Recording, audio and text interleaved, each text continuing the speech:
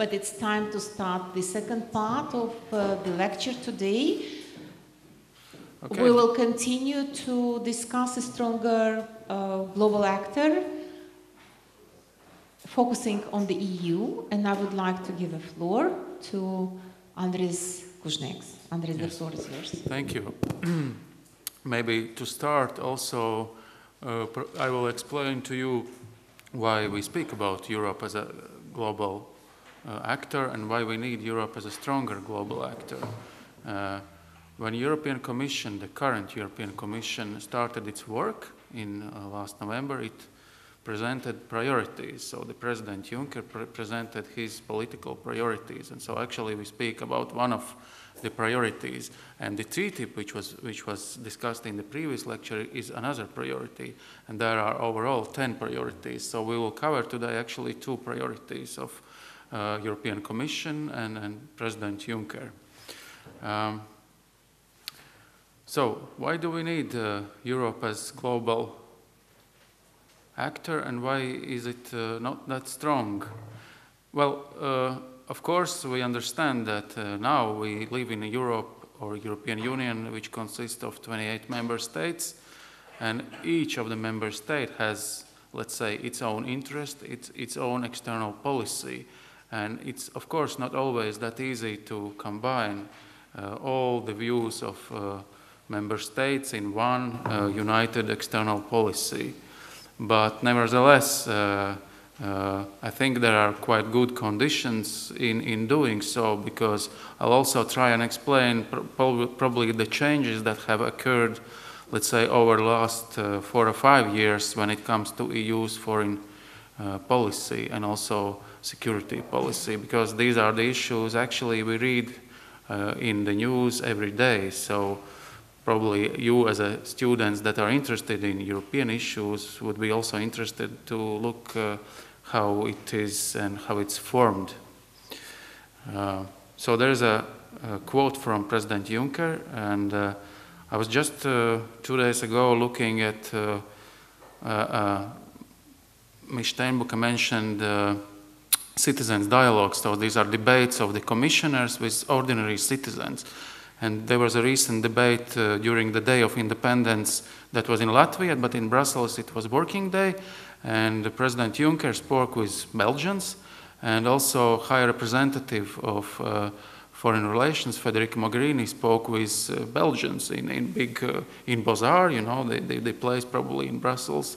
And she was mentioning that this time is very crucial, that it's also very difficult for her, I guess, to get together all the member states, that Europe can speak with one voice when it comes to EU foreign policy. I think this is the issue she is concerned about, and really working to achieve this. We already spoke about EU as an important actor when it comes to trade. You see that Europe is by far one of the largest economic powers in the world, and there are some comparisons. We spoke about China, we spoke about United States, and you also see some others like Russia, or the heavyweight of the others, Russia, India, Brazil. Europe is also the world's largest aid donor. The aid is provided both by European Commission through the European budget and also by individual member states.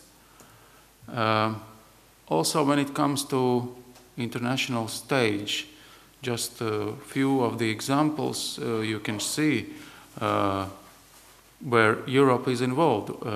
For example, Iran, maybe you saw quite recently that there has been successful conclusion of the Iran talks on so-called nuclear deal, which, let's say, paves the way for Iran's development, and also paves the way for probably ensuring Iran as a global player or as a regional player when it comes to the security in the Middle East.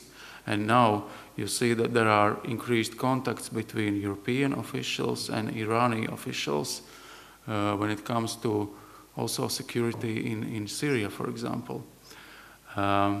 it also used to facilitate already historically, since the late 90s, different issues related to Western Balkans, like also dialogue, recent dialogue between Serbia and Kosovo.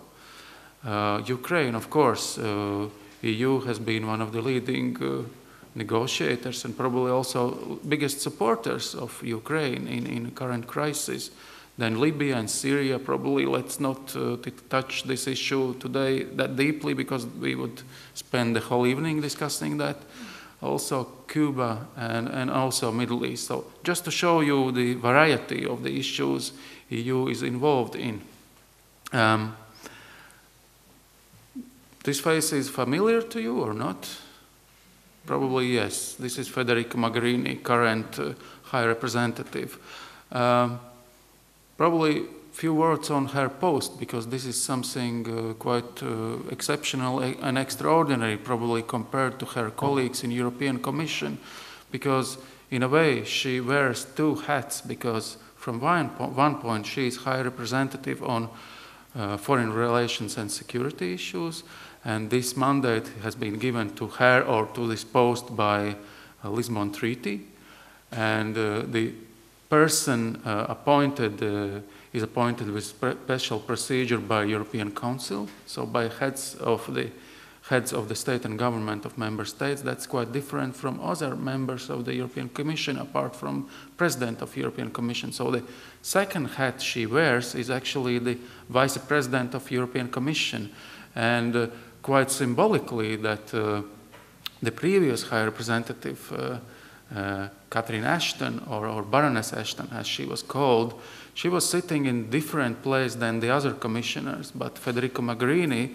is sitting in Brussels in the same Berlaymont building together with all the other commissioners, which also shows probably the changed approach that High Representative and Vice President is part of the Commission, and actually she acts as member of the team. And this change we also noticed when we were starting to work with her exactly 1 year ago, before Latvia held its presidency, because that was first time that, because the previous High Representative was quite sensitive when it comes to two institutions, European Commission and European External Action Service. But Federica Mogherini asked actually us to help with her first visit after appointment. She came to Riga. That was mid-November last year. So this shows again this change in thinking within the Commission.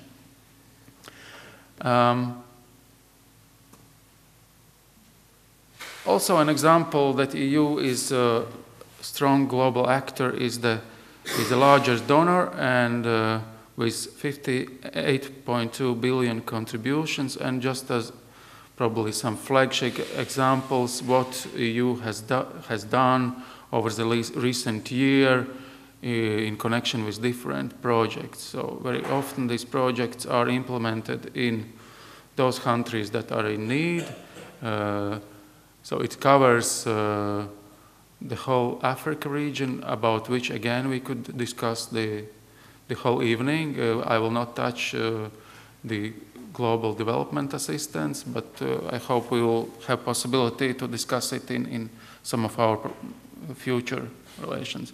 So to sum up this, EU as a strong global actor, probably 4 important points to mention is that none of EU member states alone cannot stand the global challenges alone.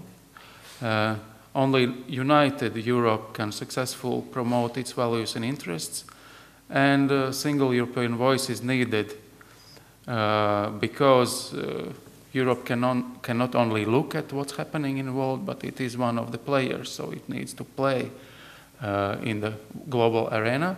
And also the strength is in unity, of course, which is very often challenged. As you see, there are external challengers who try to undermine European unity, who try to come to individual member states with their own messages and try to somehow, break this unity.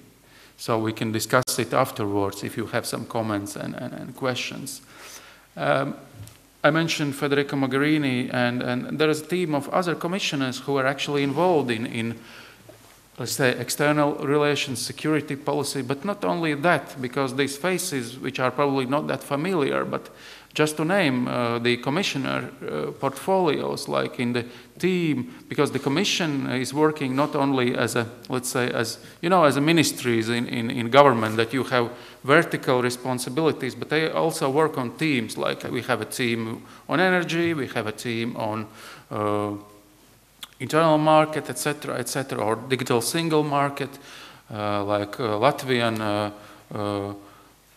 Latvian, let's say, representative or Latvian delegate to European Commission, Valdis Dombrovskis, who is vice president, chairs team on euro and financial issues, etc. So Federica Mogherini chairs the team on external relations, and she has like commissioner responsible for neighborhood, energy commissioner, trade commissioner, justice and home commissioner, development assistance commissioner, etc., etc. So you'll see it's a real team that is working, convening, and working together to achieve the objectives.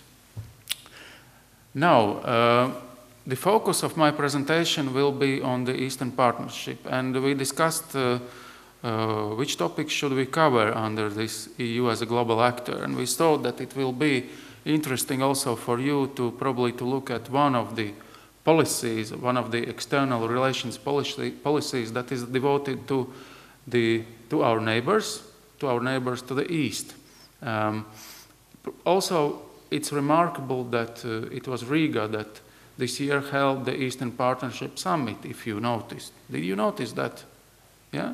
It was in May this year, so these were heads of state and government of European Union and those countries. So there are 6 Eastern Partnership countries that came together and discussed common problems, common issues related to Eastern Partnership, and actually they have issued a statement of 13 pages. If you're interested, you can find it. It also speaks about what are the main issues or what were the main issues on the agenda in May, and I guess they are also on the agenda today. So Eastern Partnership is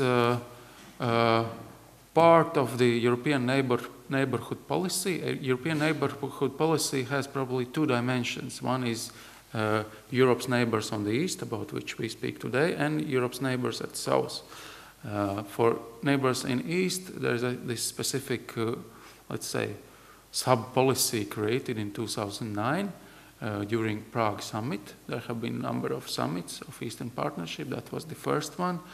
And of course, the objectives are, I think, very clear because it supports area of prosperity and good neighbors. It's based on democracy, rule of law, and respect of human rights. And for further improvements on European neighborhood policy, so on both directions, actually is under review now. On 18th of November, European Commission presented a communication on European neighborhood policy review, which gives kind of insights of what are the current challenges, what are the current issues, and that they need to be tackled in further developing individual, let's say, approaches towards both the eastern neighborhood and also towards southern neighborhood. So it's quite a fresh. I think there is no surprise who is involved in Eastern Partnership. So from EU, these are all member states, and from partner countries, these are 6. When we speak about them, we will touch them individually, but I would say that there are 2 groups of them. Those which are more deeply involved and those which, for various reasons, are in different, let's say, relationships with European Union. So the 3 frontrunners are Georgia, Moldova, and Ukraine, and the second group of the countries, and we can discuss about them later on, are Armenia, Azerbaijan, and Belarus. Eastern Partnership has 2 dimensions. It has this bilateral dimension, so relations between the EU and each particular country, and multilateral dimension, where you have different initiatives where countries don't work individually, but there are, let's say, regional approaches we can see at them, like energy, transport, and others, education as well. And the key areas of relations. So, first of all, these are new contractual relations, because for some of the countries there are new, we can call them contracts, we can call them agreements on cooperation. It's very important that from EU side, one of the objectives is also to strengthen the institutions and good governance, because when we look back when the 10 countries 10 years ago, more than 10 years ago, joined the European Union, it was also about strengthening institutions and good governance, because we were, like Latvia, was evaluated in terms of many criteria, where good governance and good institutional setup was one of them. Then, of course, it's important to develop people-to-people contact, because especially in, let's say, more difficult cases, probably it's easier and better to start to work with people and to see how you can change the societies from outside if you can. And then it's about also businesses, so it's about market opportunities, and it's about, let's say, global challenges, since these are our neighbors. So we are in one or another way interlinked in transport sector and also in energy sector with them. So about these new contractual relations, it's about enhanced political association and about economic integration, because when we speak about Eastern Partnership offers deeper economic ties with Europe. And one of the instruments of these deeper economic ties is deep and comprehensive free trade agreements. So entering this so-called DCFTA area, you have improved access to goods and services. We actually discussed from different angle, from this American European Union angle. We can also discuss this angle with our neighbors. So we can offer certain benefits, we can offer better terms. So it's about, again, it's about reduction tariffs, quotas, barriers to trade. It's about ensuring stable legal environment. So if you are a European company and you want to invest and you want to trade, so you want, and it's important for you that the environment where you want to do your business is stable, that you don't expect any surprises there. And also practices and norms. So as one of the achievements, or few of the achievements of the Eastern Partnership, is the signature of DCFTAs with a number of countries, with Georgia, Moldova, and it's working since September 2014, and with Ukraine. And of course, Ukraine is a topic we, again, can spend the whole evening, but one of the achievements between EU and Ukraine relations is the DCFTA, although it is not fully implemented yet. There is no so-called reciprocity between the trade, but current setup provides that Ukraine can export their production freely to European markets. When it comes to Armenia, so certain job was done, but then Armenia changed its course, so it needs to be seen how agreement and relations with Armenia can be set up, taking into account that Armenia is nowadays member of Eurasian Economic Union. And also there is, or in a way, there is a dialogue with Azerbaijan, also with some, let's say, difficulties. There is existing partnership cooperation agreement, which is in a way quite old. I think it dates back from 1999, but the new form of cooperation agreement has not been, let's say, finalized with Azerbaijan. We can again touch a little bit Azerbaijan case later on when we speak individually about the countries. So when we speak about good governance and strengthening institutions, what do we mean by that? So it's rule of law, and by rule of law, usually we understand reforms in judiciary and law enforcement.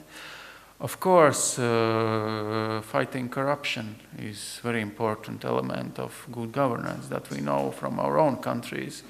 Public administration reform, and then some issues that are connected with everyday life of citizens, so civil protection and management of disasters, and then also cooperation in the field of common security and defense policy by the means of those countries participating in different EU operations, because as you know, EU has certain operations in abroad when it comes to security issues, for example, in Africa, in Mali, etc. Very important element to my understanding is easier travel to the EU, because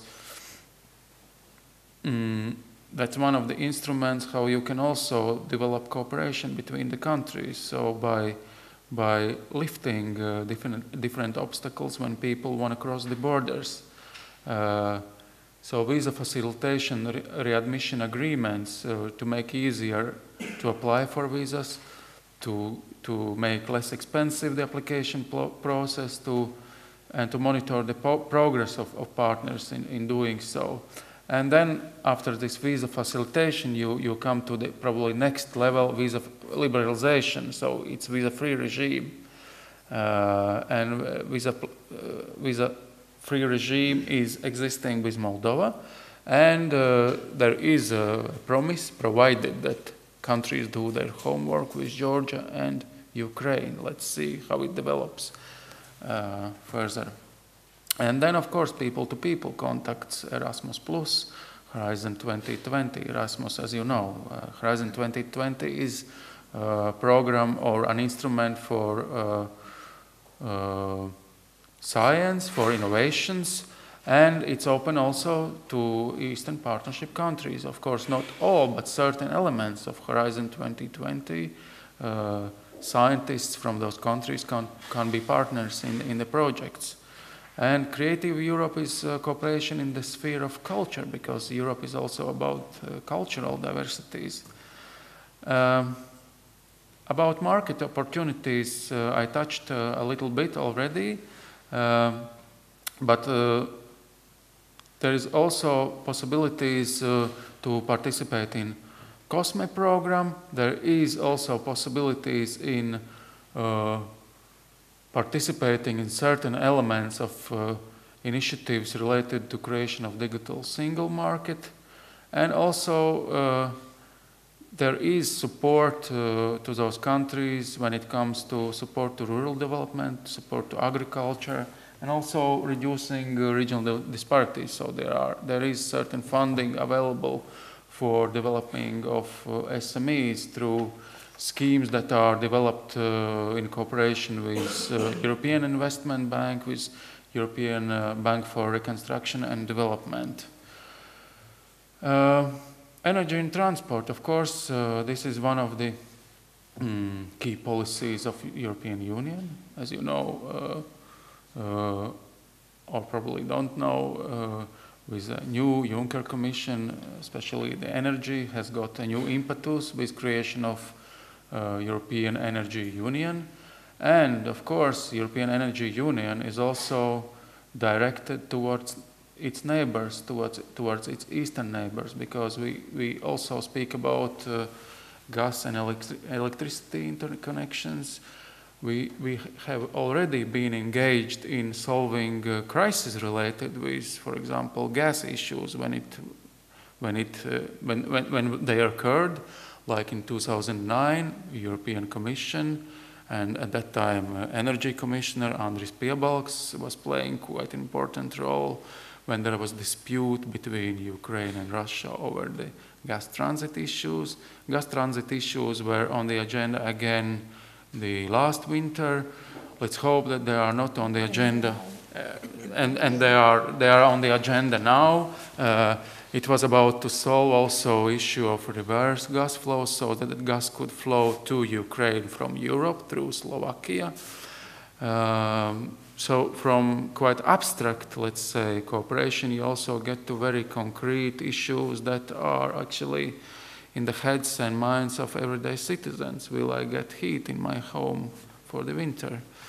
For transport, actually there are, even before the Eastern Partnership was created, there are regional initiatives like Innogate, which is cooperation in developing trans-European networks and extending them to those neighboring countries. Also aviation has been touched in Eastern Partnership issues. These are aviation agreements. With not all of the countries the aviation agreements have been signed, but at least with a number of them they are working and existing. So to ensure security, to increase interoperability between the operators that control also the aviation industry, that control the European skies and also skies of our neighbors. EU financial cooperation, or in a way it's also EU's contribution to development of those countries overall. Within the Eastern Partnership initiative there are 3.2 billion euros available. The funding, it's 2014-2017 indication in this slide, but already, as you know, the EU budget is decided until 2020, but these are just to illustrate to you the amounts of the funding that are available for those countries. Where do these funds go? They don't go probably directly to every citizen, but they go to dealing with institutional reforms, they go to dealing with these energy challenges, they go to deal with support to enterprise sector, etc. So there are different forms of these support programs which are implemented. For example, my own personal experience, I have worked in Azerbaijan 3 years ago, where we were assisting, I was team leader in EU finance project, where we were trying to identify cooperation projects with different Azerbaijani ministries together with European or European member states ministries in the areas that were interested and identified as problem areas where EU could, or EU member state administrations could bring expertise. For example, in animal registration, for example, it apparently turned out that in Azerbaijan nobody registers its animals. So the Spanish veterinary service was giving advice to Azerbaijani authorities how you develop this system, these chips, for animals, just an example.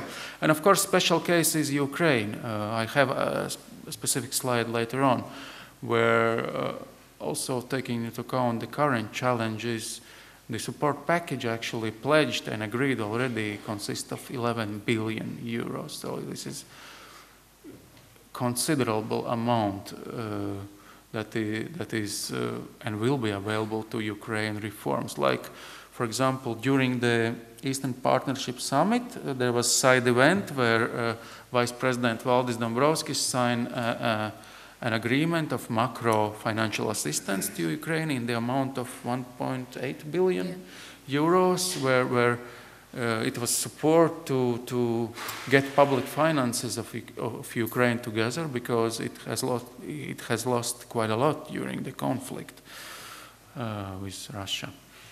Yes, this is more detailed about EU support to Ukraine. There are different forms, as you see, including the humanitarian aid, because as we know, there are 1.5 internally displaced people within Ukraine, so it's almost the population of Latvia. Or there's a need to support these talks when it comes to energy, and I mentioned already financial support.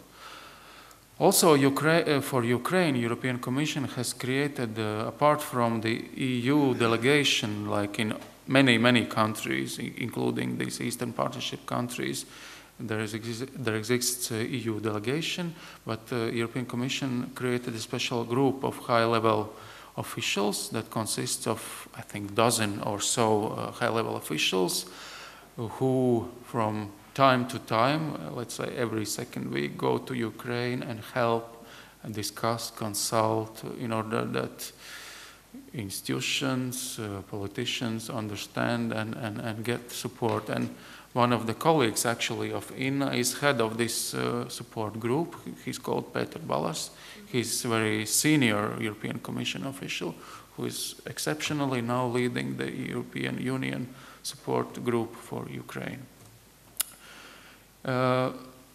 We discussed about Ukraine, and of course we cannot mention Russia in this aspect because, as you know, certain events that happened during the course of last 2 years led to also sanctions towards Russia.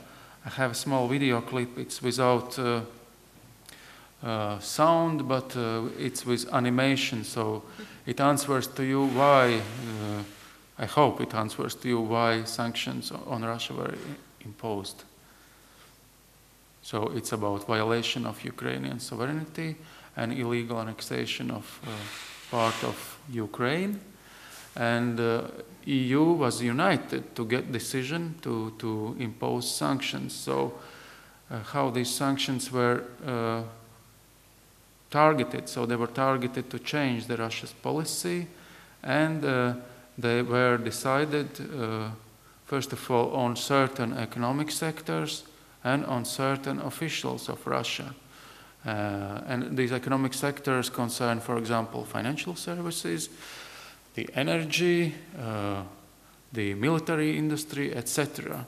And on certain persons, as you probably know, they are imposed over certain officials and those circles that are around the ruling elite in Russia. That's probably to answer your... sorry. Yes, now we touch a little bit those countries which are members of Eastern Partnership, and first let's probably speak about Belarus, because Belarus is quite an interesting country. Probably those those of you who don't live permanently here in Latvia probably don't know about Belarus that much. What do we know about Belarus? It's a country which neighbors Russia. It's actually a country that neighbors Latvia as well. It's a country where you have a ruling president. I think that you know. What else do we know about Belarus? It's not much. Maybe we living here in Latvia, we know a little bit more. But the problem actually in the European Union, and that has been flagged by Latvian foreign policy decision makers and also experts, is that Belarus is not well known in other parts of Europe. So in a way, thanks to Latvia, Belarus probably is also much better known. And so what are the challenges in Belarus? So you know that there is a, as it's called, there is a last dictator in Europe, President Lukashenko, who has recently again won the elections.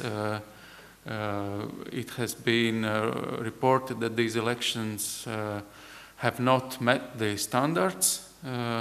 It has been noted also that there have been many violations of human rights and freedom of expression, although there have been certain easing of those, let's say, violations, and then there have been discussions among experts why and what is the result of this.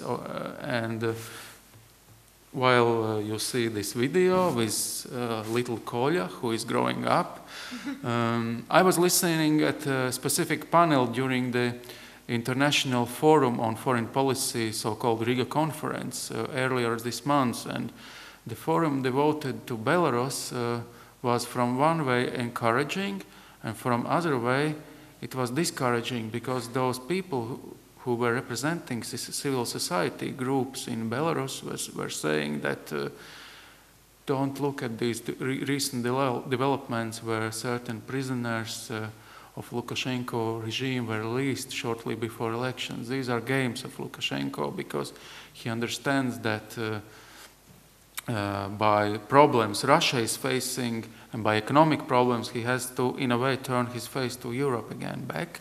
But don't trust him because those experts, and one of them was also former, well, he was imprisoned for 4 years. He was candidate in previous elections in 2010. He said that he don't expect a lot of changes. But nevertheless, I think Europe is moving forward and it offers its, let's say, hand to Belarus. It offers probably some of the opportunities to people of Belarus, like exchange of student and university cooperation, maybe certain elements of cross-border cooperation between, for example, Latvian border regions and Belarusian border regions, etc. So step by step, it tries to show the life in Europe, which is also probably not known to many Belarusians who enjoy the Russian propaganda. I'm saying this, you know, enjoy by,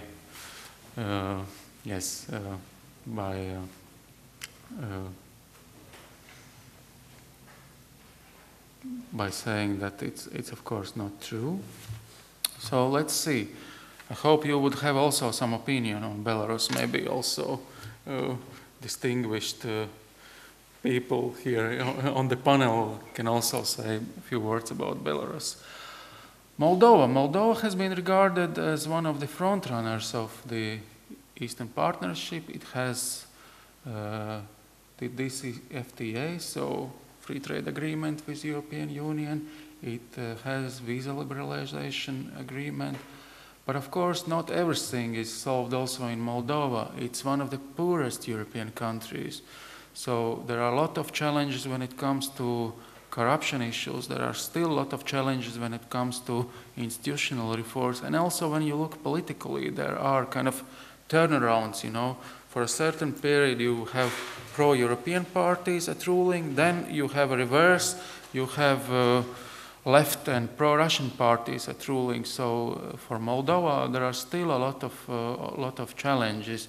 But certain good things, this visa, for example, liberalization has brought is that, as you know, there is a frozen conflict in Transnistria, and those people who live there, they have been getting Moldovan passports. Why? Because you can freely travel to Europe with Moldovan passport. You cannot do this with passport you have, which is issued by Russian Federation. So this is a change. So by opening the borders, you also probably try to solve this conflict, not directly, but indirectly. The same goes with these free trade agreements. Okay, Georgia. I heard that we also have a Georgian here. Yes? Yes, one.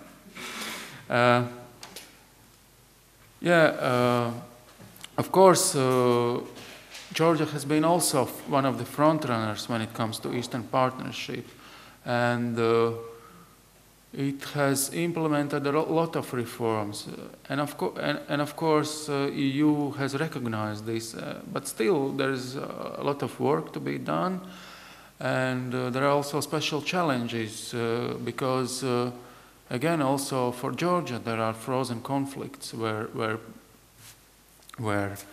not by Georgia's will, there are certain regions which do not live like other people in Georgia live.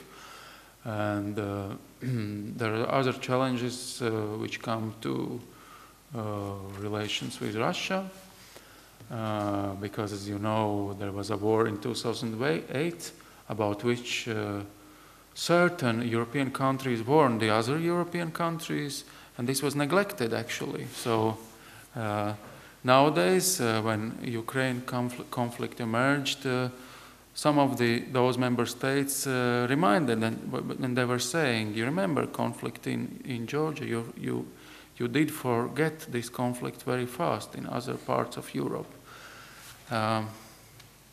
EU Armenia, Yeah, EU and Armenia worked for a number of years towards also DCFTA, but then at the last moment, as you know, Armenia changed its course, probably also thanks to pressure from Russia, and it entered the Eurasian Economic Area, and now it's also in a way dilemma and challenge on how to develop further relations.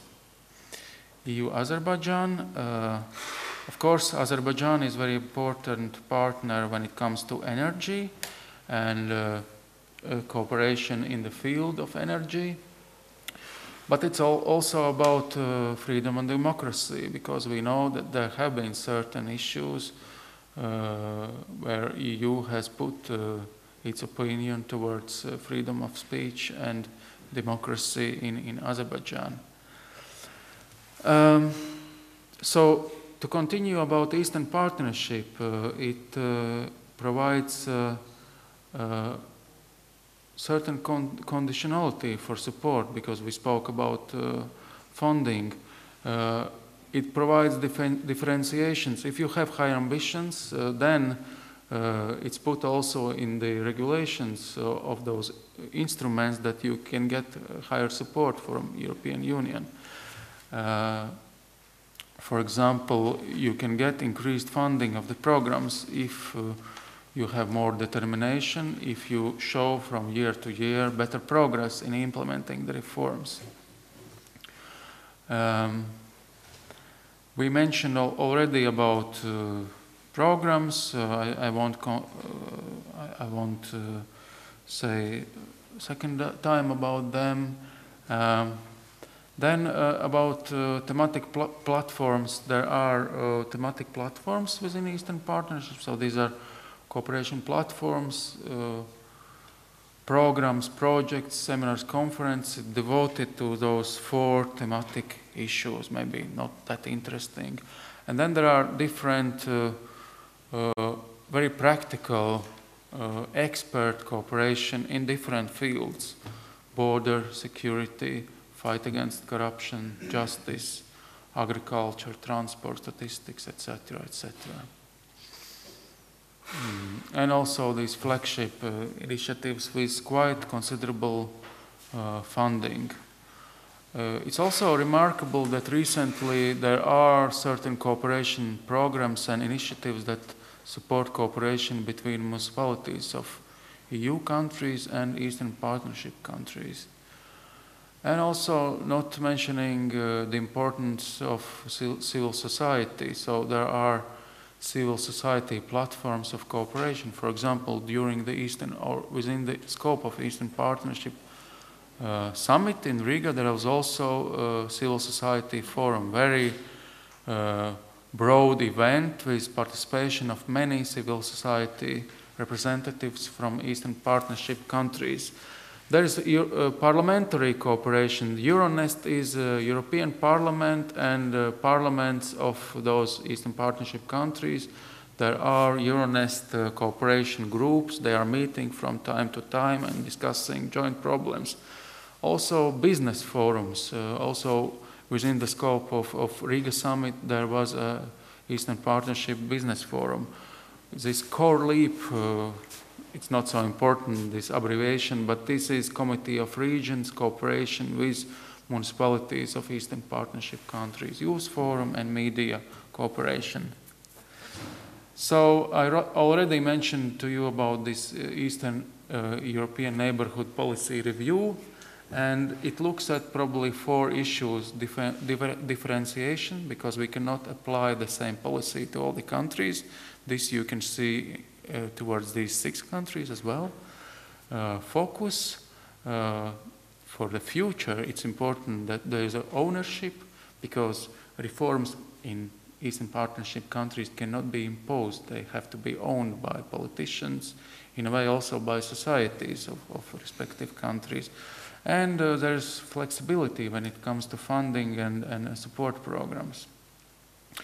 And the slide also says about the challenges. So to find ways of this differentiation versus inclusivity, reforms to create right incentives, and also challenges how to respond to conflicts and instability, because when we look at 6 countries, then in 5 of those 6 countries we have frozen conflicts. We had 4, but now we have Ukraine. We can call it frozen or open conflict, but situation with certain regions which are not living the same as the remainder of the country. So to conclude, I think my time is exhausted, and we can turn to questions and answers.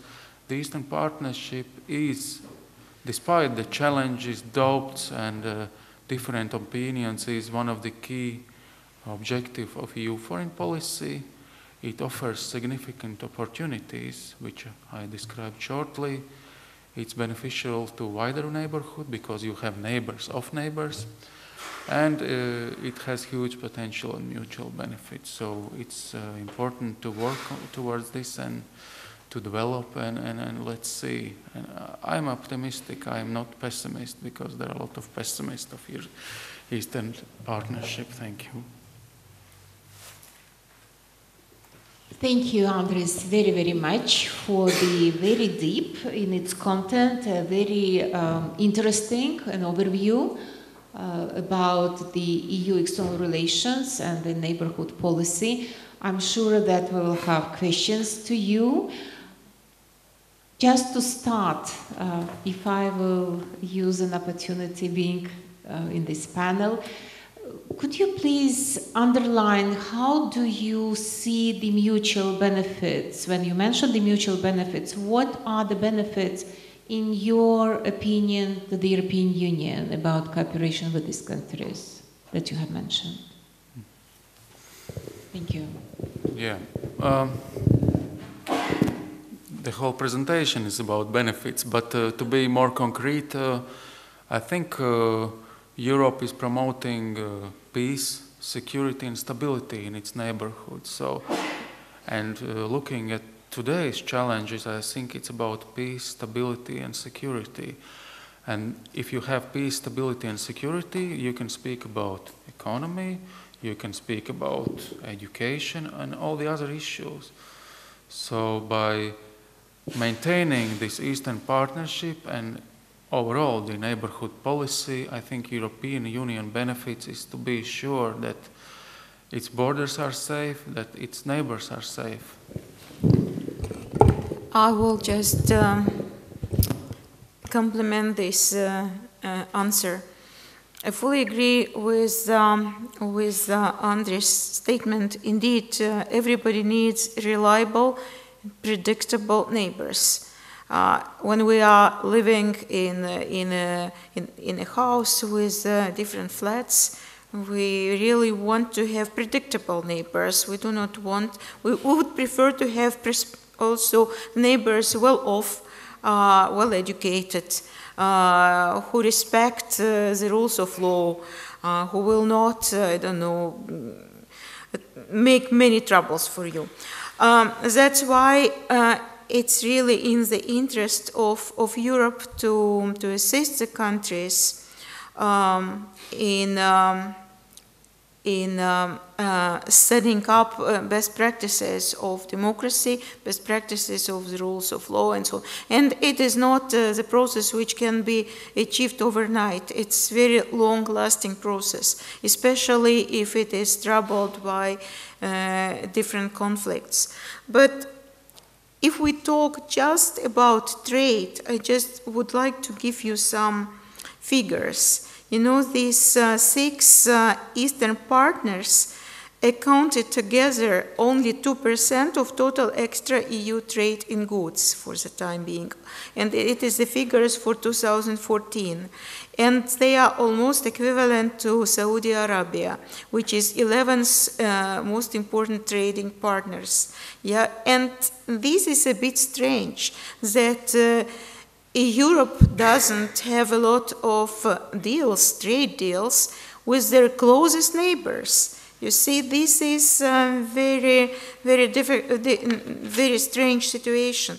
However, the countries are well, they are different in size and they are different in their economic size. I'm not only talking about number of citizens and territory of country, but economically speaking, what matters is GDP and also GDP per capita.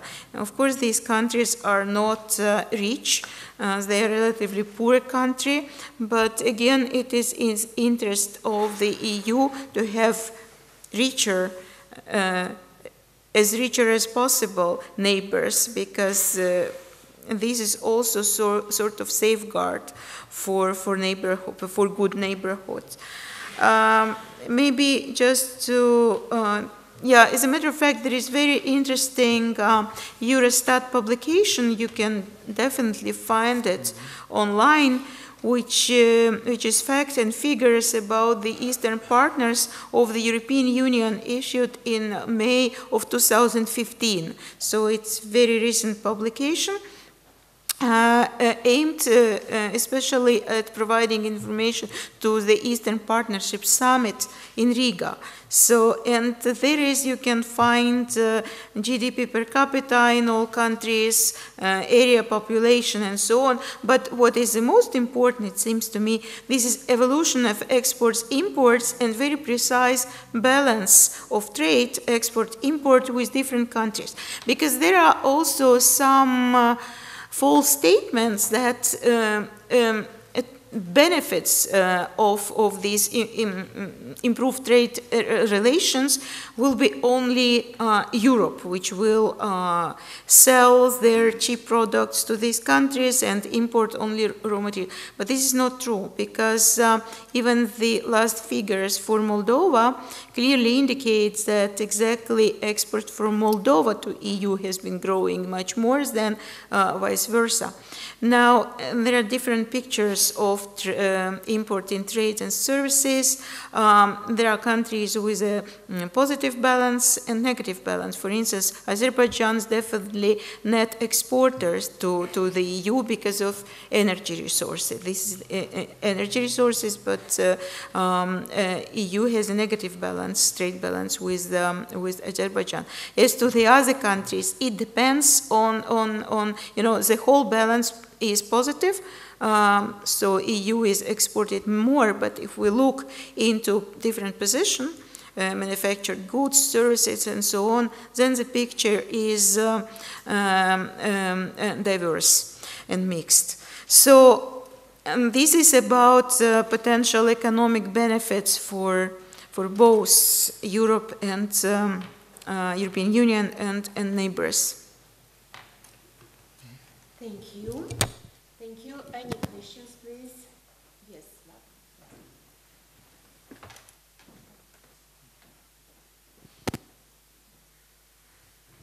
Check the microphone,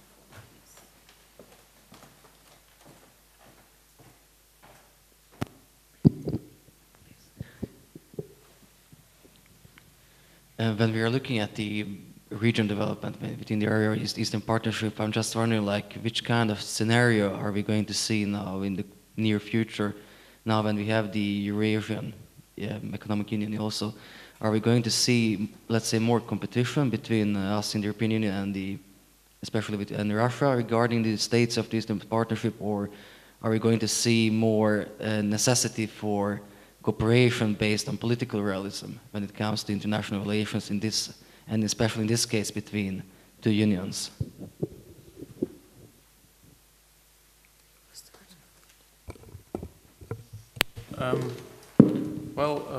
I think, of course, we saw the competition because certain countries turned around their positions. So that was, I guess, the competition. But to the cooperation,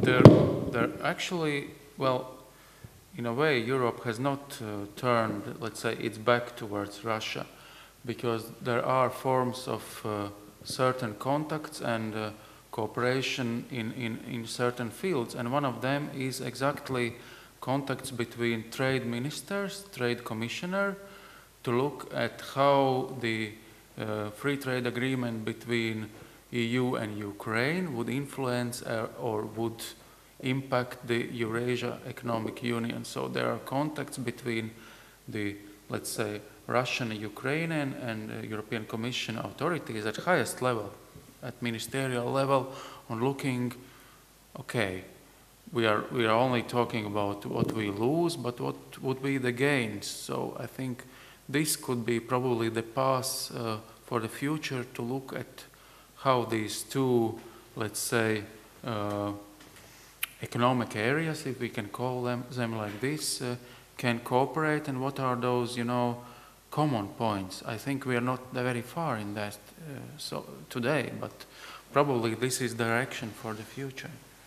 Yeah, Jean-Claude Juncker repeatedly said, and he said even very recently in his letter to President Putin, that his aim is to develop the open space for trade without barrier from Lisbon to Vladivostok.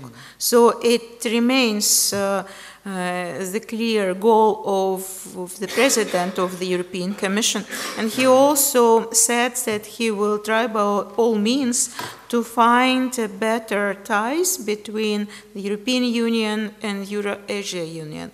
And I mean, in the ideal world, which would build its policy based on economic interest and interest of their citizens, I think this is the right way forward, because I have illustrated with these TTIP negotiations that there are a lot of benefits if with the opening or removing the barriers and obstacles in the investment trade relations between EU and US. But the same we can say about removing potential barriers between EU and Eurasian.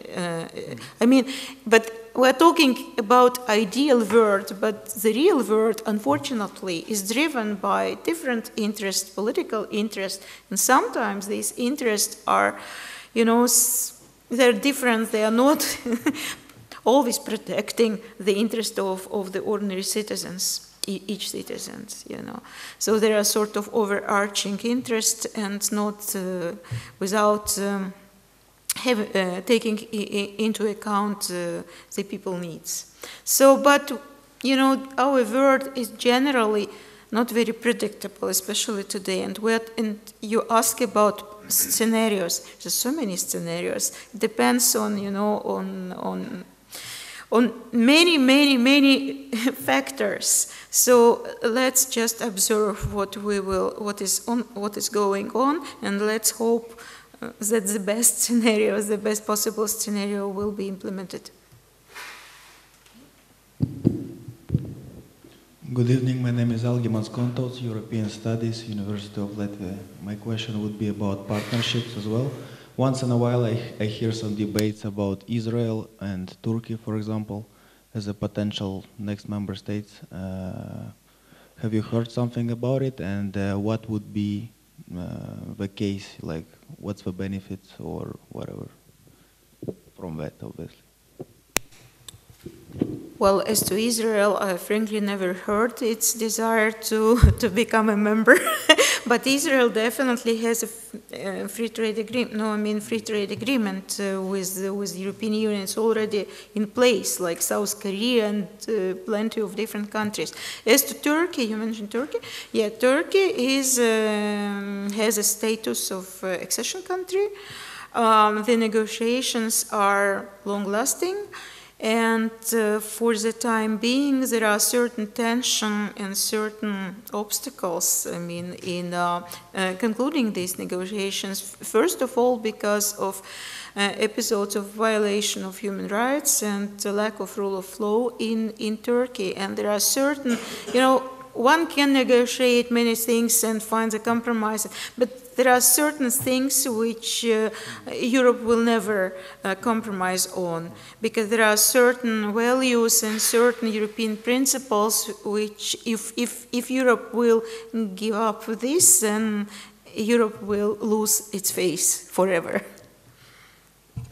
Yes, just to complement is, Of course, I think it would be quite challenging to forecast when Turkey would enter European Union, but nevertheless, Turkey, of course, is a very important partner for European Union, and nowadays, when it comes to refugee crisis, Turkey is one of, let's say, one of the countries with which European Union consults. Like, for example, this Sunday, President of the European Council has called all member state heads of state and government to meet the Turkish authorities. So this dialogue is ongoing, and this is very important, I think. We will see when it comes to membership. Just, a part of question about the benefits. Like, what would be the main benefit explained from this, like now it's a partnership and it's accessing country, but what would be explanation of it actually become a member state? You mean benefits for Turkey, for instance, yeah? Look, it's the same benefits as for everybody else, because if you are the member of strong first of all, economic union, then you have the privilege to enjoy, different things, including assistance from the European budget. You will be subject to structural funds from the European budget, and so I don't think that Turkey can, in the nearest time, it will not be a net contributor, it will be a net recipient from the European funds.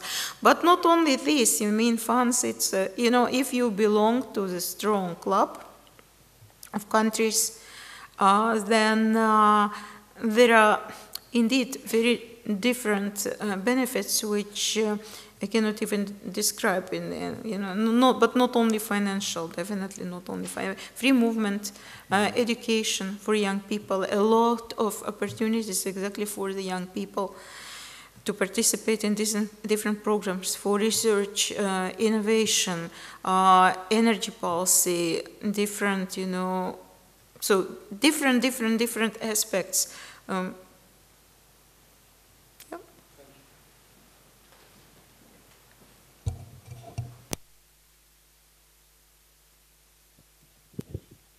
Hello again, Alexander Sipilos, Minister of Finance and Tallinn University of Technology again. This time I'll have a question, and a question again about the free trade agreement. There is a general understanding that there is a correlation between economic development and democracy. So the higher the economic development, the higher the level of democracy and the rule of law. However, at the same time, there is a strong correlation between economic development and industrialization. So the question is, what do you think will be the effect of the free trade agreement between the European Union and the neighboring countries of Ukraine, Moldova, etc., on their industrial development, given the disparities that exist between the levels of industrial development in the EU and in those countries? Thanks. Look, you are from Latvia, are you? Do you remember the economic structure of Latvia, of our economy, of Latvian economy before independence? I'm not even talking about the accession. Before independence, it was 90% or more linked to just Russia. And I remember that in the beginning, when Latvia declared its independence, a lot of analysts, very distinguished analysts, said that it's absolutely impossible to make restructuring of the economy. This will be the failed state and so on. And the same, Latvia, somehow the restructuring started because Latvia also had this free trade before even accession to or at least preferential treatment.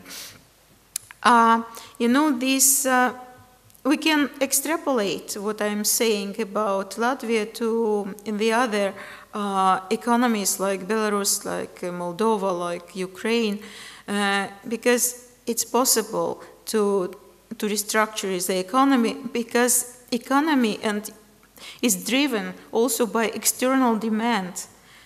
You see, it is impossible just to restructure something because one need to. It is like adjustment to the new clients, to the new customers. And by this very difficult adjustment process, in the end of this process, we have another economy. The economy which is linked to one even very big client, there is no way of development. Am I clear? I think I wouldn't be also so sure about this very deep interlink, which looking, for example, individually. For example, if we look at Georgia, I don't think industrialization is the future of Georgia, by using the opportunities of DCFTA, that would rather be, I guess, the service industry, the tourism, some other. But you never know exactly. So I don't know. I'm not so optimistic about industrial development in all of those countries, and I don't think it's needed. Huh? I think I disagree, because in the modern economy, if you look at the economic structure of, I don't know, France, Germany is a bit better, but in the other European countries, this share of manufacturing is less than 20%. If we are talking purely on manufacturing, because there is, a lot of competitors providing cheapest goods in China, in Asia, and South America.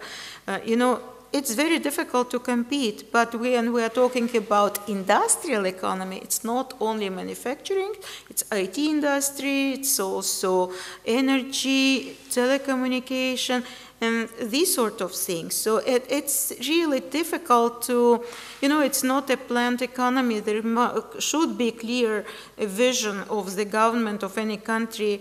It's good if it is in place. Yeah, vision and strategy, how to what sort of industry should be also promoted from the government side. But in the end, it's market economy, so demand is what's matter, and supply, and the structure of economy is always adjusting to this changing demand. It's a difficult process, which is very difficult to predict in advance.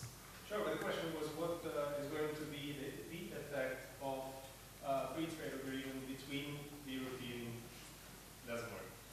between the European Union and these neighboring countries. How it's going to affect the economic structure. But it seems to me I have already answered in our first round the same question with regard to the US. If there are two sort of economies, which one is one way of development, protection.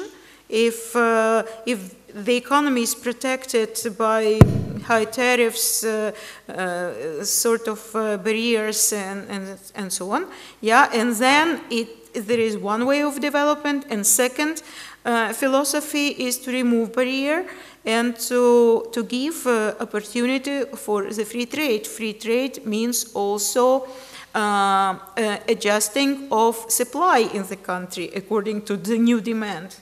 So I don't know how to explain it otherwise. But I think your argument is fundamentally based on ideas of regarding comparative advantage, that countries basically produce things that are equal in value, and they exchange things that are equal in value. It's an old story of Portugal producing wine because it's good at producing wine, and England producing manufactured goods because it's good in producing manufactured goods, and then exchanging because they're both good. But then the problem is that you at some point end up in a situation that there is perfect competition in agricultural products, and there is imperfect competition in manufactured goods and high quality services and this kind of activities. And fundamentally, there is unequal trade between unequal partners, and how this kind of unequal trade affects the economic structure of the particular economy is a very important question, also when it comes to democracy and economic development in general. Well, I understand your opinion, and it's good that you know quite well economic theory. But economic practice and economic reality sometimes is different, because you can say that, Portugal has these competitive advantages in wine producing, but Latvia, for instance, has competitive advantage, I don't know, in beer producing or wood industry. But this is not only things which Latvia is now selling to the external world, and wine is not the only product of Portugal. You know, there are a lot of things which perhaps, which are creating from zero. There are a lot of different startups. Some of them fails and some of them not. Some of them produce very good results. Today in the, Andres gave you a couple of examples of enterprises in Latvia which are able to export their products to the very difficult US market. And this is not only one example. Latvia is now already starting to trade with China. You see, if we will just be led by only theoretical, how to say, it's not, by the theory which is not developing, which is like a dogmatic, like a dogma. Yeah, if we will be led by, if our thinking will be led by the dogmatic thinking, then it will be difficult to develop. You know. Unfortunately, theories also have empirical proofs. Yeah. But otherwise it would not be a theory. But, but as I said, the real life and economic life is more complicated than just theory, because the theory always works with certain preconditions, if all preconditions are in place. But in reality, you know, this is not 2 times 2 is 4. I mean, it's not an axioma. The real life is just more complicated, more sophisticated, and it's good that you know the theory, but the reality can differ. Thank you. We have some more questions. Good evening, everybody. My name is Oksana Onchakova, European Studies Master Program. I have a question concerning the country which stands separately among Eastern partners, Belarus. Taking into account the recent events, I mean Minsk hosting of Ukraine peace talks and the release of political prisoners by the president of Belarus before the elections, and the decision of EU ministers to cancel the travel ban and assets for Belarusian officials. Now many experts talk about a warming relations between Belarus and the EU, and a certain shift in EU policy towards Belarus from last dictatorship to peacemaker. What is your personal opinion? Is there any perspective for real improvement of the relations between the EU and Belarus, taking into account that Belarus doesn't want to spoil its relations with Russia, on which it is highly dependent? And does it mean that the EU changed its one-sized approach to a country-specific approach? Thank you. Well, you're right with this country-specific approach, because generally with in this Eastern Partnership there is a switch from a general unified approach to all 6 countries to country-specific approach. This is true. Now, coming to Belarus, of course, it's a very sensitive issue, and Europe took some risks in, it's my personal opinion, in abolishing sanctions and making some steps towards improving relations. But on the other hand, Belarus and Lukashenko, he made quite important steps towards the European Union. It's clear that this country is trying to find a balance between Russia and the EU, and I think it's very understandable. However, at certain points, the position of Lukashenko is maybe not pro-European, but at least supporting of some of the European statements, and this is highly respected.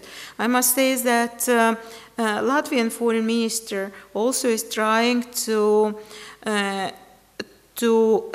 reduce the bridge between Europe and Belarus. It's Latvian position in this respect. There are certain steps toward this bridging the gap between EU and Belarus. But again, the situation is fragile, and remains to be seen what will be the future. Yeah. Hello, my name is Johanna Kamina. I study European Studies at the University of Bremen in Germany, and I'm exchange student at the University of Latvia. I would like to come back to these frozen or not so frozen conflicts.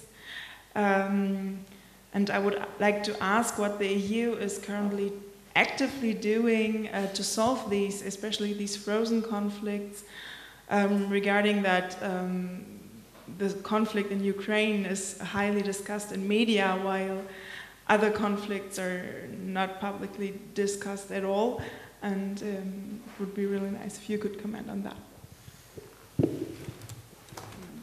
Yes, then of course we have to probably look individually, case by case, but I think the approach of the EU foreign policy is that to engage where it can add value. For example, if we look at the Nagorno-Karabakh conflict, then there is also a Minsk group which is different, which is also to discuss the issues between Armenia and Azerbaijan and this conflict zone of one particular region. And within this Minsk group, which is brokered by OSCE, I mean, EU is just observing, because I mean there is no point of creating another group, because this is a group both conflict sides, at least let's say, trust, you know. So this is the format. The question is whether there is a lot happening. No, I don't know. And the same we can look at the other, you know, the same Ukraine. I mean, there is a created certain group or in a certain format. So I don't think that EU with creating something new can add, you know. So I think this is, I mean, this is case by case, and this is something very, very sensitive. So. And this is really very sensitive, and there is not a lot of things EU can do. First, if the country is asking for the real assistance, this is one thing, one approach. If the country is not asking for anything, another approach. Second, the only instrument in the hand of EU is sanctions. But with sanctions, there are also pros and cons, because on one hand, you try to make some push, some pressure on the government of the country or aggressor. Yeah. On the other hand, it's also against the inhabitants of the country, because sanctions, they have also negative effect for everybody. So it's also, you know, tricky instrument. It's definitely, there are some diplomacy which we do not see, the diplomacy behind the closed doors between, you know, there are always diplomatic exchanges between different countries and countries involved in these conflicts and countries which have produced these conflicts. I mean, but this is really diplomacy. I mean, diplomacy, I think this is the most powerful instrument. Yeah, because, okay, diplomacy, second sanctions, the third what? Military help, assistance. European Union is not a military union. You see, it's just impossible. That means that only diplomacy and economic means.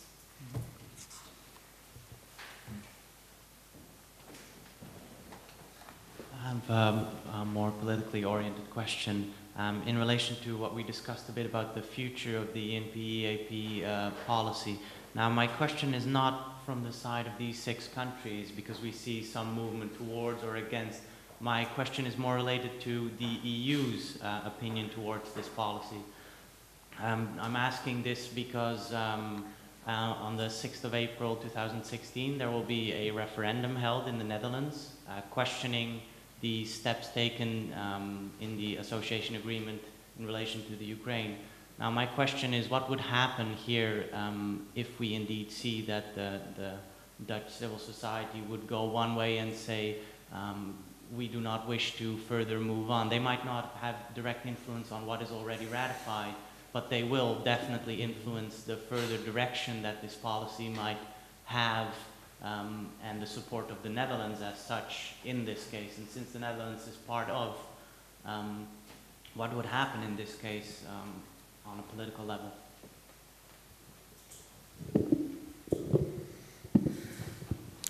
Well, the society in Ukraine generally is mixed, you know, and the supporters and opponents of close relations and association agreement with Europe, you know, it's sometimes 50-50. But in the democratic society, there is also certain risks that those who are opponents will take the lead. In addition, you know, the government and the president in Ukraine, they are under permanent pressure from these both sides of this community. There can be reform fatigue. And in light of reform fatigue, look at Greece. Yeah, and whatever population government can come in a democratic way to the power. So, you know, there are different scenario, and we will observe the situation, and that's it.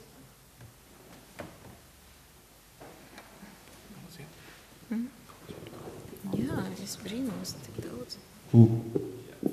So, my name is Algimans Kontot, me again. I have a question about sanctions and about the Ukraine conflict.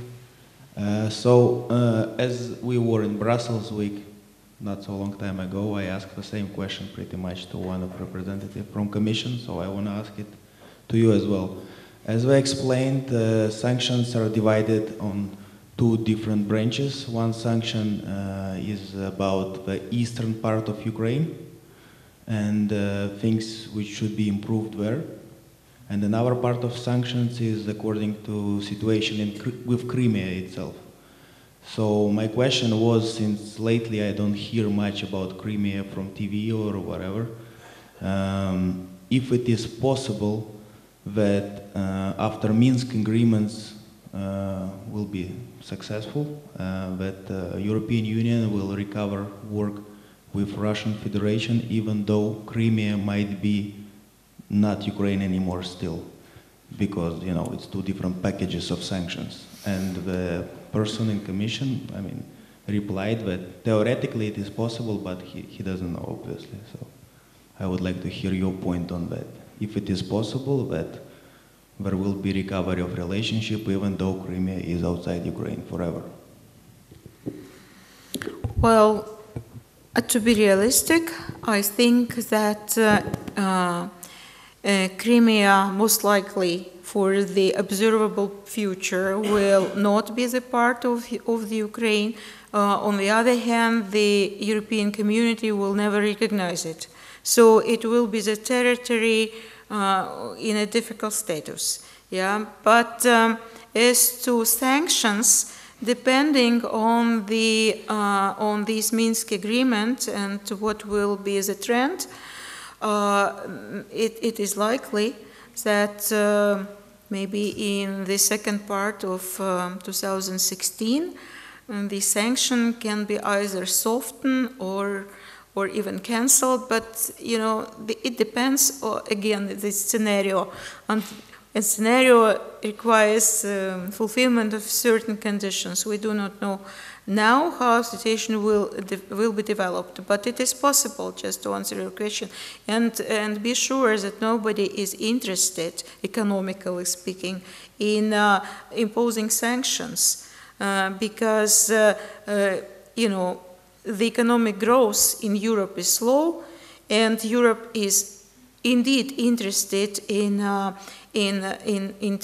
improving trade and investment relations with reliable partners. And if Europe exclude one big market from the trade, I mean, it's bad. We can say that, okay, the implication for Europe are not dramatic. Even for small countries like Latvia, they are also not dramatic.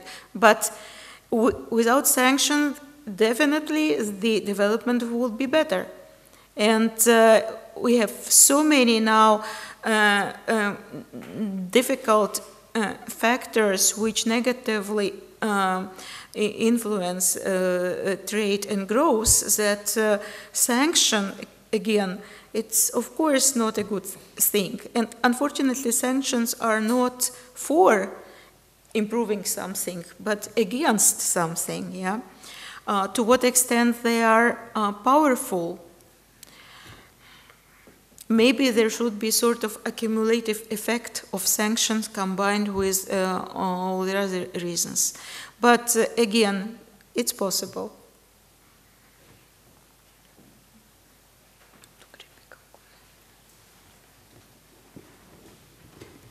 My question is regarding the issue of globalization. As a commission, as a European institution, what can you do more and do even better when it comes to, let's say, arguing for a more integrated Europe? Because that's something you are going to need if you're going to convince the citizens of Europe how the globalized world is going to be dealt by the European Union. As I see it, there is at the moment much opposition in the Union when it comes to further integration. And also globalization itself is also producing a counter-reaction, which is not only expressed in, let's say, political nationalism, which you can find in some national governments around Europe, but it's also expressed with this ethnic nationalism, which is about that people are getting more, there are many citizens feeling afraid of globalization. So what can you do more and do better when it comes to that in order to explain to the citizens of Europe the future of the European Union in the globalized world? Thank you. No, I think you raised a very fundamental question, because, well, I think European institutions are not European institutions just for sake that they are there, but I mean, first of all, we all are citizens of European Union, well, majority. And it's us and our societies and further on our governments who are forming part and face of European Union. And European institutions is just one of the players which are in a way given the mandate, you know, by voters, because anyway the European Parliament and heads of state and government give mandate to the president of the commission, to commissioners, and then we are civil servants, we also work in our own fields. So I don't think it's only European institutions who need to show, you know, this. The same about TTIP as well. It's not the European Commission who is individually leading negotiations with the United States, but it has been mandated. But it's also about the governments of the member states. And on European issues and challenges of globalization and all the things you mentioned, which are today challenges, I think, raising nationalism, different other forms of neglecting freedoms of people are what we fear all, I think. And it's in a way also in our hands. And look, we are just living in a very globalized world, and it is absolutely unavoidable phenomena, do we like it or not? Because even with the free internet and free information flow and with opening borders and ability to free travel and to live and to work in different places. I mean, these all are phenomena of globalization. Some people indeed afraid of it, and this is nothing new. 15 years ago, I used to work in DC, and anti-globalists, make it impossible to enter the IMF entrance during annual meeting. Yeah, same with the World Bank. I mean, yes, some people indeed afraid of, but there is no other way. This is the reality we live in. And some institutions are getting, more and more globalized.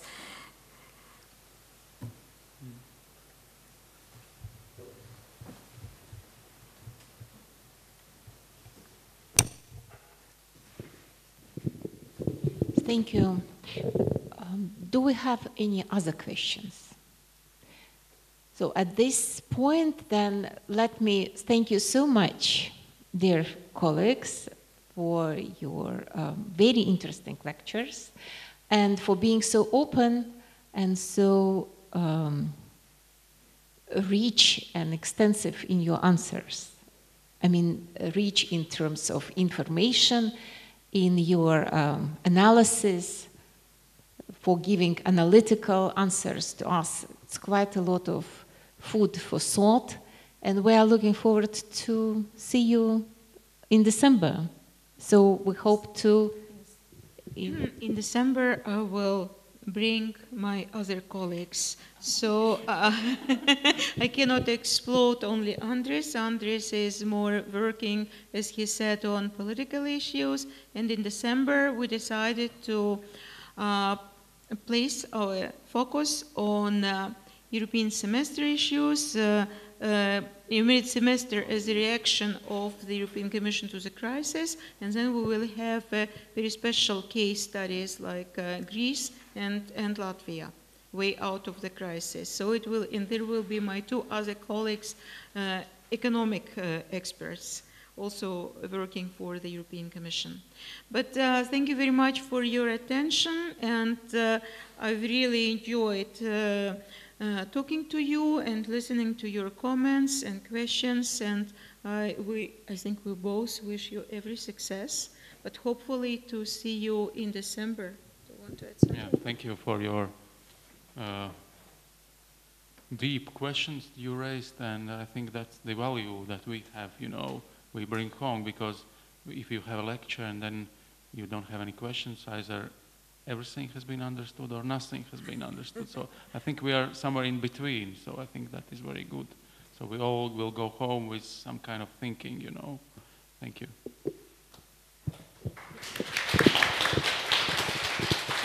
Thank you. Thank you very much.